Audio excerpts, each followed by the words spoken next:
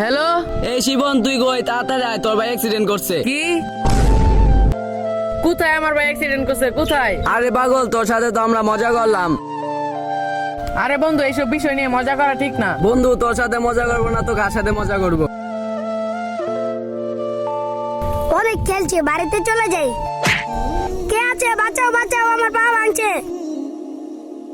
আরে বাবু, তোমার কি হয়েছে? ভাই, আমি গাছ থেকে লাফ দিতে আমার পা ভাঙে গেছে। এটা তো অনেক জটিল ব্যাপার।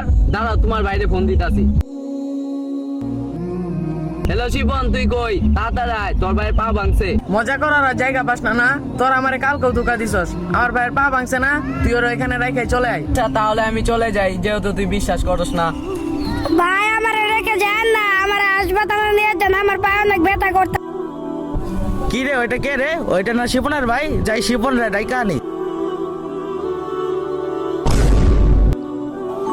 শিপন, তোর বাইরে দেখলাম ওই বিটাতে পয়রা আছে। কি? ভাই, তুই আমারে মাফ কইরা দে, আমি শান্তর কথা বিশ্বাস করি নাই। এইসব বিষয় নিয়ে কখনো মজা করবেন না, এইসব সত্যি হলো কখনো কেউ বিশ্বাস করবে না।